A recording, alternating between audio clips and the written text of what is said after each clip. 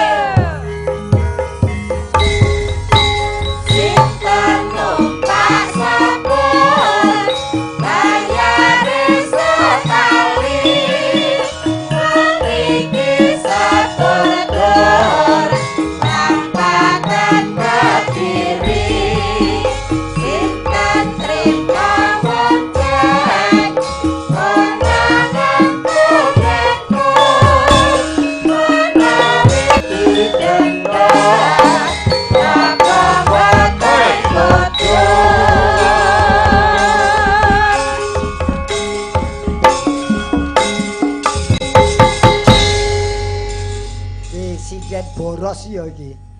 Kok iso boros? Lungguh ngadeg kowe dadak numpak sepur ya boros. Iki ndudahi mutiara kependem ngono lho. Tembang-tembang lawas sing arang-arang metu. Iki lagu lawas iki aku urung lahir kowe lagu iki sono apa menawa. Lah iya berarti sudah 50 atau setengah abad punjul. Aduh iki supaya ditepungake Piai. Mestinya ada yang kenal tapi mungkin ada yang belum kenal. Jenengmu sapa, Nduk? Nggih, nggih, dipun tepungaken. Heeh. Dipun tapukaken ya. Nami kula Umi Hafifah, Kong. Kok ya aja ketuan to. Kok Kong lho. Lah pripun? Ya Pakde ngono apa piye apa Pak apa Om apa A. Lah jenengan niku sak mbah kula lho. Wah, yo piye iki sing ngene iki? Ya bener. Yo pas yo sak mbahmu ning ning kene iki ning panggung ngundange aja tuwek-tuwek. Muga yen aku mbok undang kong sing arep nanggap wedi ku aja-aja tak gareng tak tanggap sesuk mati. Ampun to. Amin.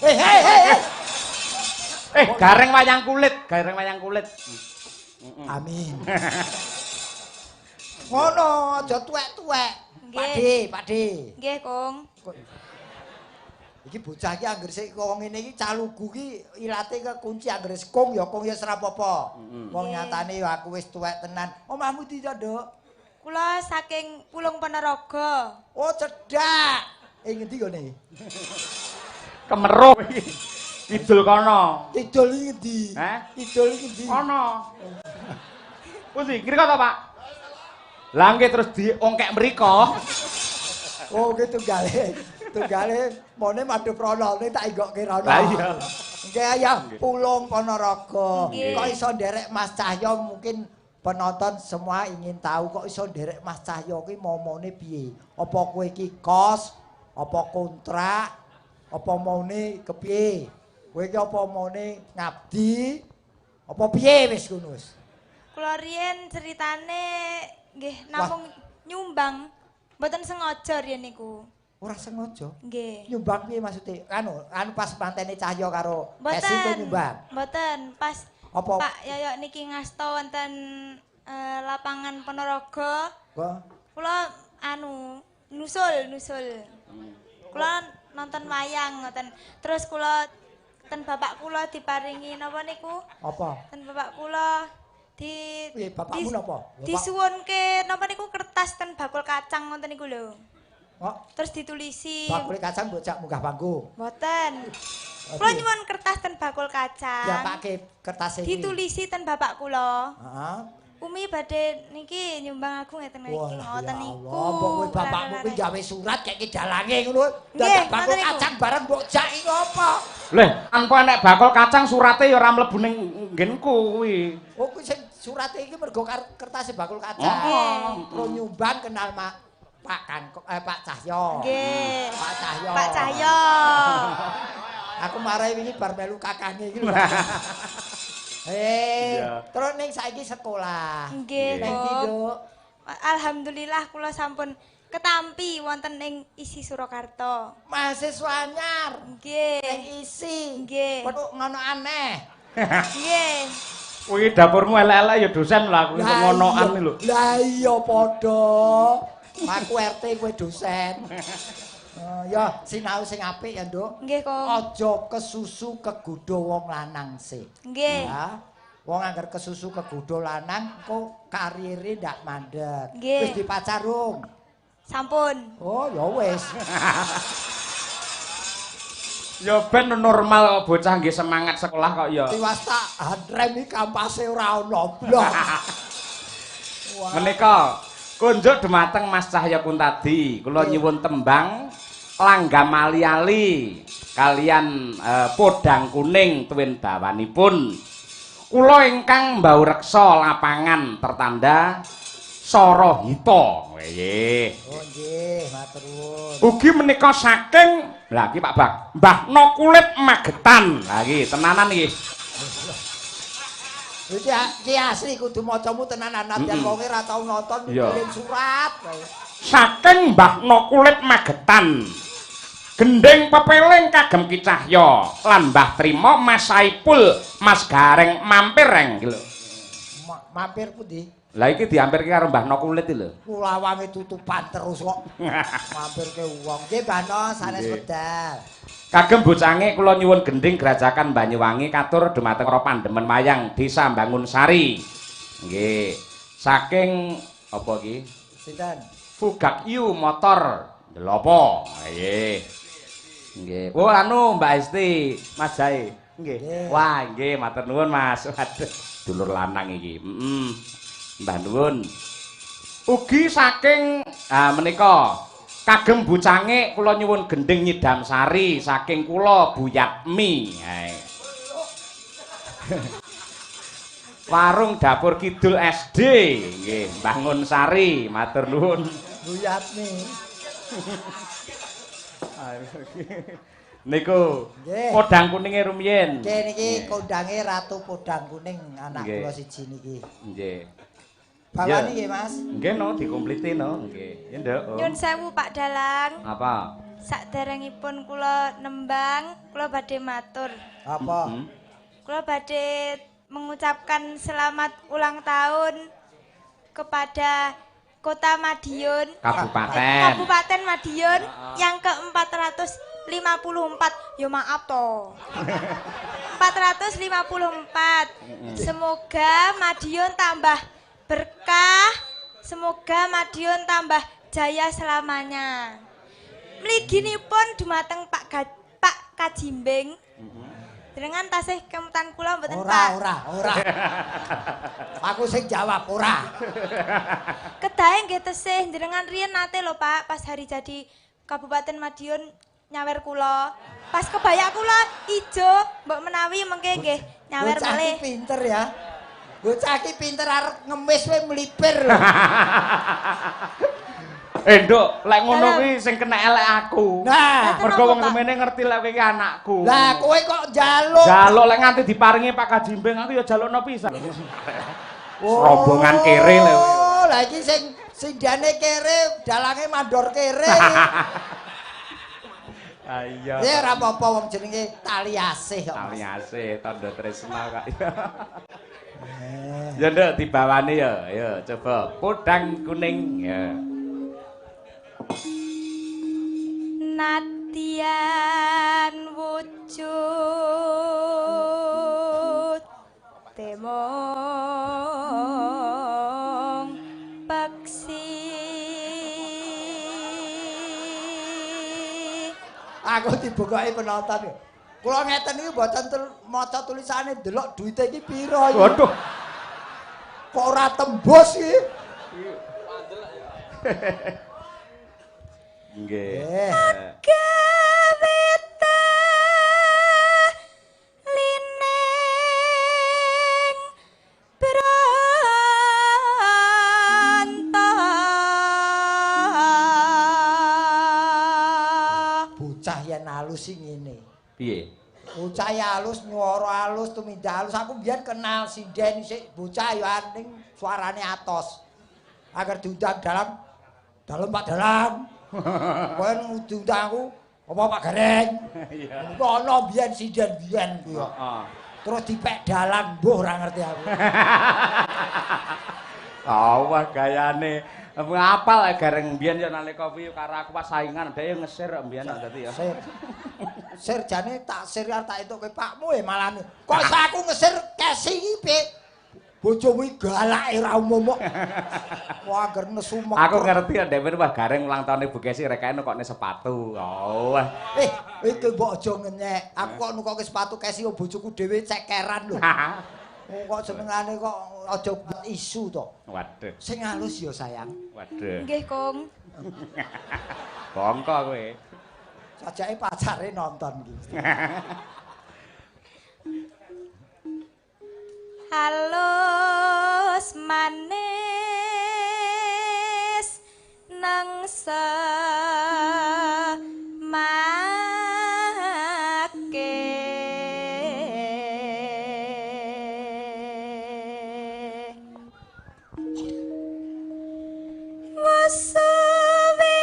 wasawenggan kungla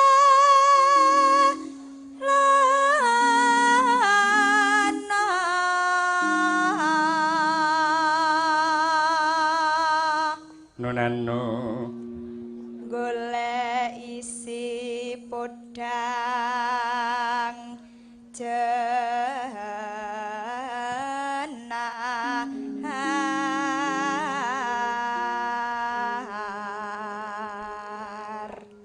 jan. piye, Reng? Aku biyen kok ya kesusu lahir ngopo. Sinden saiki lho ayu-ayu disawang sewengi iki lho rantek. Ya rasa digetuni, kowe muni ngono ki malah dadi perkara lho. Sebabnya apa? Lah iki bojomu lek nang omah ndelok streaming mau teko omah ora bukane lawang kowe Lho malah. aku anane muni ngono ki mergo ngerti bojoku yamin iki wis turu mau tak obeni antimu loro.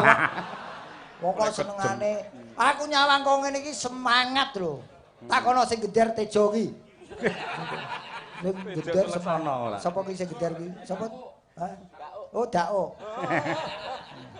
Mas Daryanto. Ah iya Tejo Daryanto. Saweni-weni murang. Ya yo. Iba bunga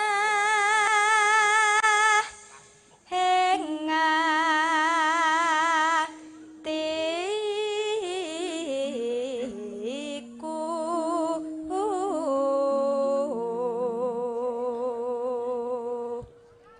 Rampung nembang tak tukoke celana pendek 13.000 ning kono. Kemene. Kok murah men. Lah witekno sing didol ya 13.000-an kok, mosok aku kon 50 to. Iya. Nyanding bisa dadi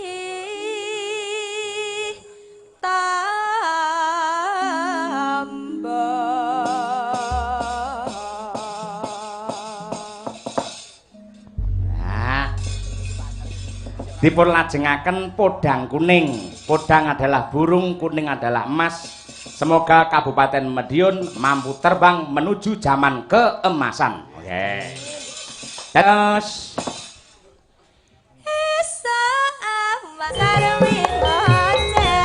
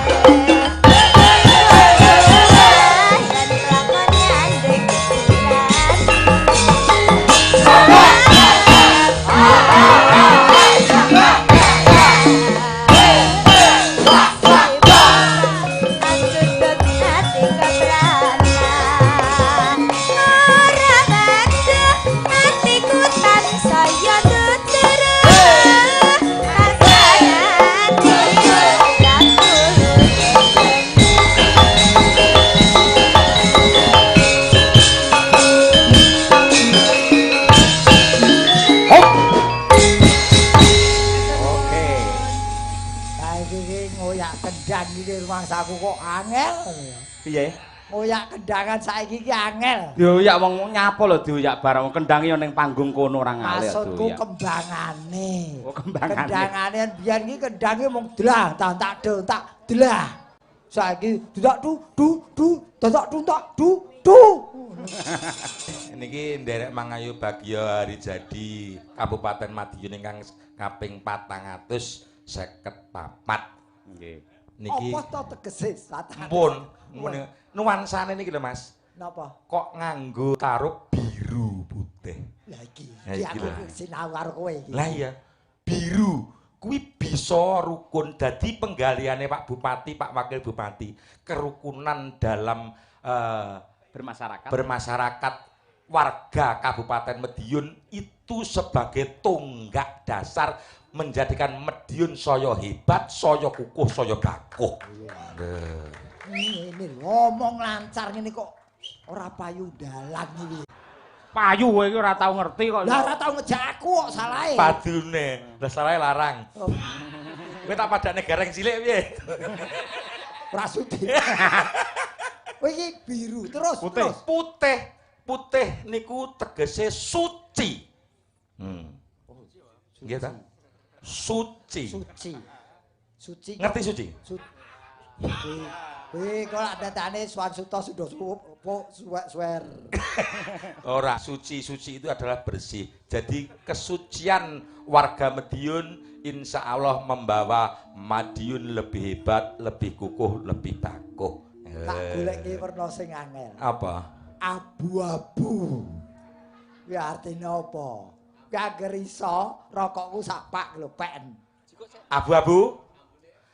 Aku bungah iso sowan mrene mengeti hari jadi Kabupaten Madiun kang 454. Lho. Kuwi lagi abu ora abu-abu.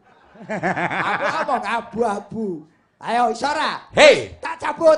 iso. Kabeh tak cabut. Warna iki ya tulisane siji. Ora iso. Abu-abu ya abu loro, abu-abu. Lah ya ki mau. Iki yen aku bungahe wis bener. Heeh. Aku bungah amarga Bumi Madiun ulang tahun. Rokok seadahe larang men. Lah iya ta. Angele wong ngene iki cekmol. Nah, dalange nyapa kok nganggo ireng. Duwene gur kuwi. Nah, dalah. Langsungan modele iki. Aku tak pangan. Ana umpan tak les. Modele tadah modele. Wes ora urusan. Nggih, nderek anu nembang Nggih. dawuhipun niki wau. Dono swanten. Ana suwaken. Pak Bupati hebat Nggih. maringi hiburan warga Caruban nggih, paringi hiburan warga mriki Ndelopo dan sekitarnya. Mboten namung menika, Nggih. kanca-kanca Kico Mania ndek Kemis niku nggih mengeti menika hari jadi menika. Kico mania. Kico Mania niku lomba burung niku lho. Oh. Nggih. Kico mania. Kico Mania. Oh jenengan nggih melu teng mriku mriki. Sik entuk nomor kula ndek wingi. Kula umukke teng ajenge Pak Bupati. Manuk kula ndek wingi sik juara. Oh, manukmu Heh? juara. Manuk ning omah. Manukmu. Lah kuwi weke sapa? Wekku. Lah ya manukmu. Tembung wis bener kok mbok protes lho. Lah tapi karo mentelengnya apa? Kera. Wong senengane Kico Mania. Kico mania. Aku biyen duwe cucak rawa loro, murene loro. Tak tinggal piye ngene iki mati sabeh. Sing ya murah siji, cucak rawane siji, sing loro tak dol. Wes berarti aku memang tidak diperbolehkan ningon-ningon. Akhirnya bareng ra ingon-ingon gareng laris. Mas Yogi sik anu dolan manuk isiane. Oh ya kuwi sing maraki ora laris iki kuwi mergo kowe mengkukung ngungkung. Sik, Huk. Kowe ngomong perkara manuk ta? Nyun sewu, manuk kicoan. Kowe iso didukani Pak Bupati. Pak Bupati kan manuke akeh ning dalem. Loh, yen manuke akeh kok aku ora diparingi. Alah ngemis kowe. Ora ngemis njaluk kok.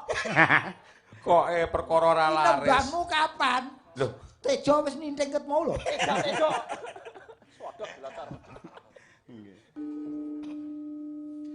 Duh. Mas jenengan. Sampeyane ora tau mirsani wayang apa Mas? Nggih. Yen arep nyuwara ngenteni iki sik. Ngene ta. Engko lek wis dalang wis dok-dok kata-kata dari siapapun tidak diperbolehkan. Nggih. Kabeh kudu mandek yen wis dok-dok ngono. Ukur. Leres, Mbah. Nek wis dok-dok kabeh ra entuk omong. Nggih ta? Kabeh ra entuk omong, kabeh ra entuk jagongan. Ngenteni dok-dok. Iki dinteni rong dina kas lake sesuk isuk dhewe ngene. Iki terus. Wis. Nuwun. Monggo. Sinten niku? Kula. Kula sinten? Kula nuwun. Nah. Terus mlebu. Siapa? Dawa ngenyu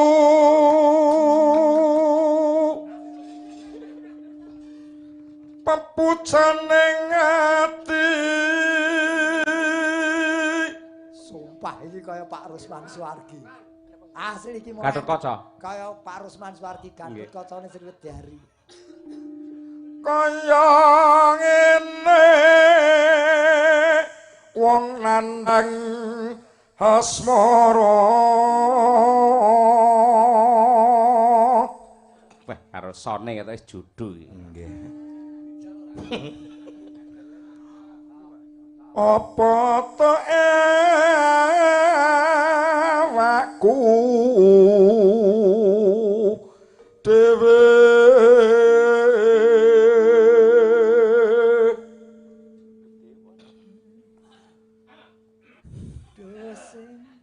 do dewa cawata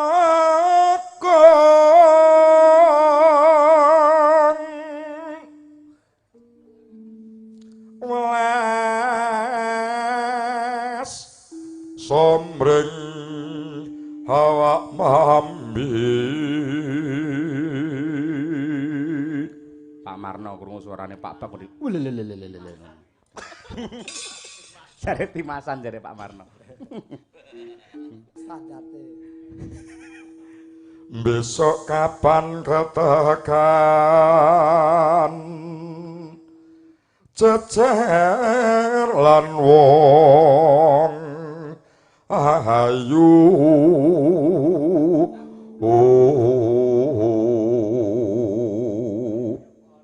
Kaya ngono to suara. Apike ngono.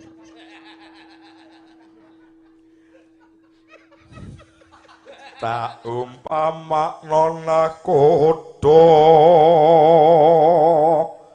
tanpa prau sasat sara ing Jalatri. Yah, jan elok jan. Ini nggih pocapan goro-goro apik lek suara model ngene iki. Goro-goro jaman kala ki nantang ngono wis. Gandem pokoke. Nenu. Nah, aku nyuwara ngono iki langsung peduat ora. Nyedam sari asmara.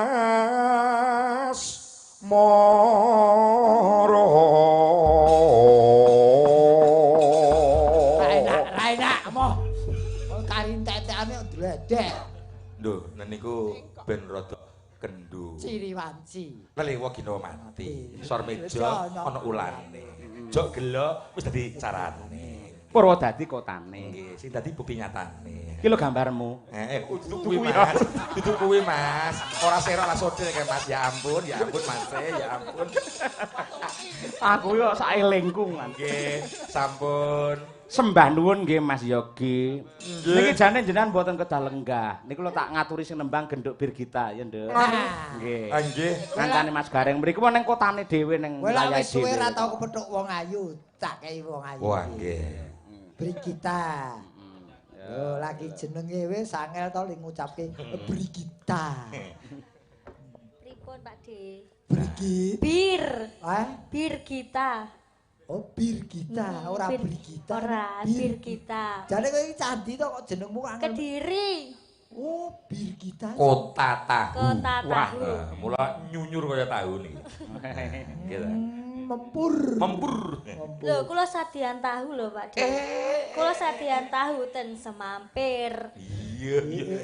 Tahumu putih apa kuning? Lho, tahu Kediri warnane kuning lho Pak De. Sing mbok doleng Semampir iki sing Nggih. kuning-kuning. Tahuku. Ngerti semampir ora? Hah? Semampir nek cara kene yo gudhe ngono lho. Lah penutupane aku karo Yoyok. Oh.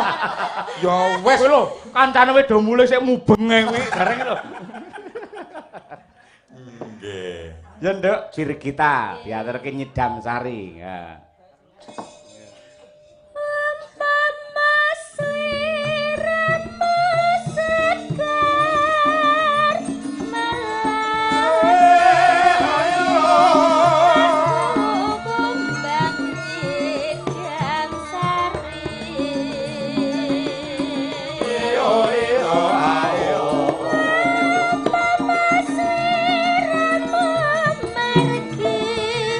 Wong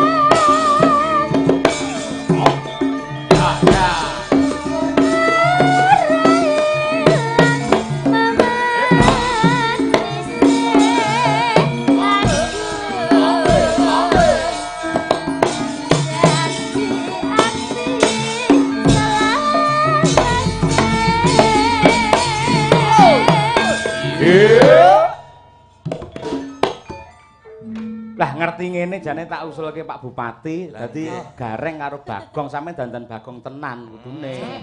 Aja yang kepengin dadi korbanku berikutnya ya monggo. Lah ngapa? Aku iki Gareng selama Gareng iki sing entekke Bagong 3 lho. Oh iya.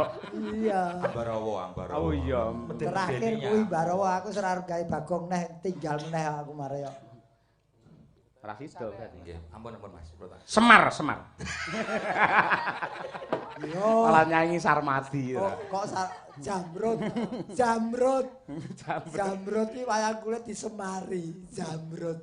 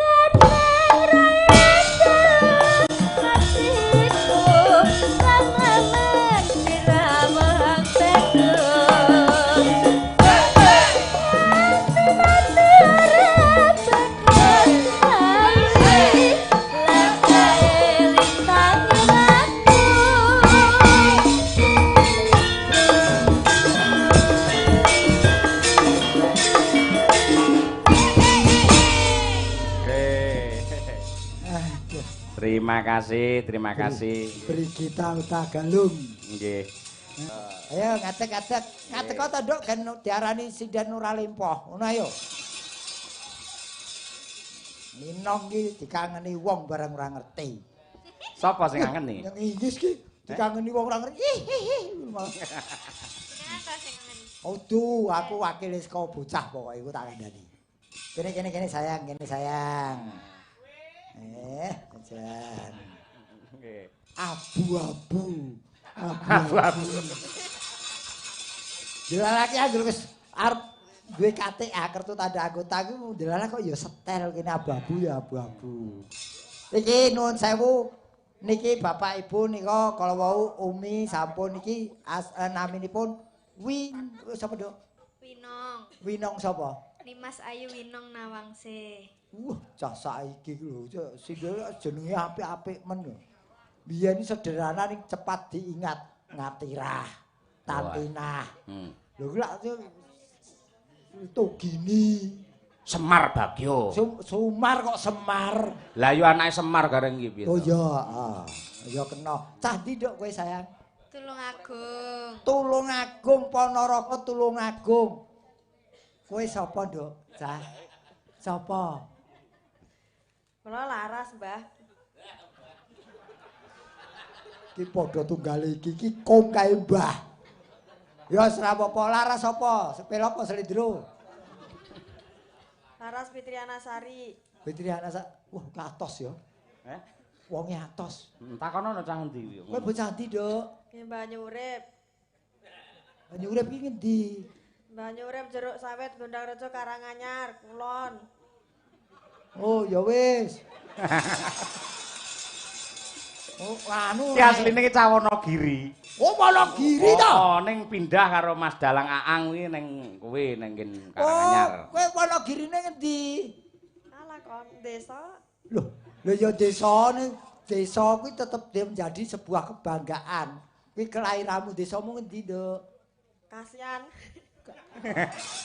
Karo kampunge dhewe diguyui piye to iki? Ora enak desamu ngendi? Kasihan. Kuwi tambahi Om, kasihan Om. Nek, tak baleni. Mas Yoko ngopo desa kelahiran harus dibanggakan. Nggih. Ya. Kasian ler. Kasihan ler. Nggih. Aku ya mbahku ya Wonogiri. Kula mboten tekok, Tek. Ya wis. Gareng pati karo iki. Pancen begitu sial aku.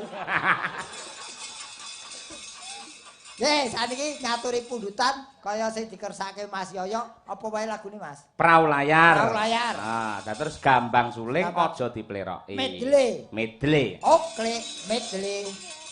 Yo diaturake. Dados.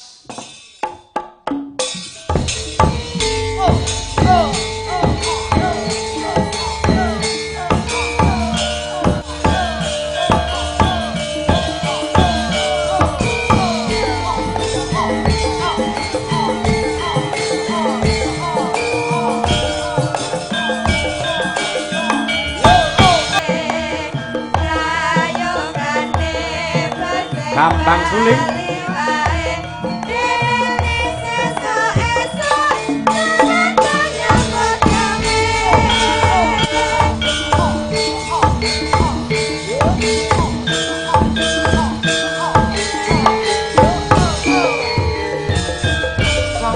Slongkleng.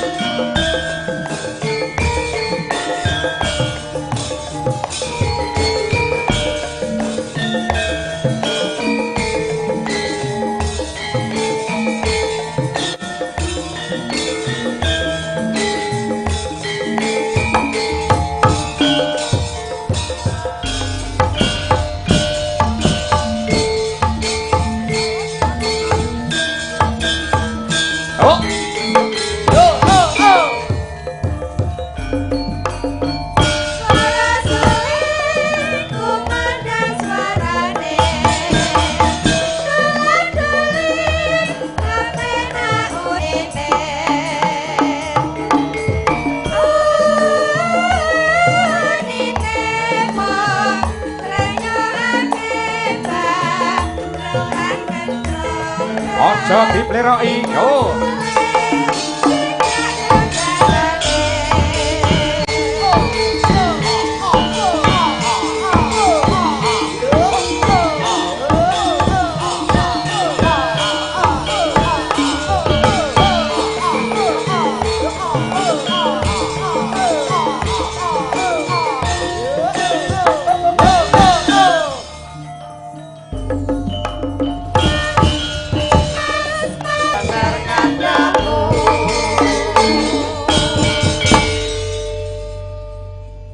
Jan medley.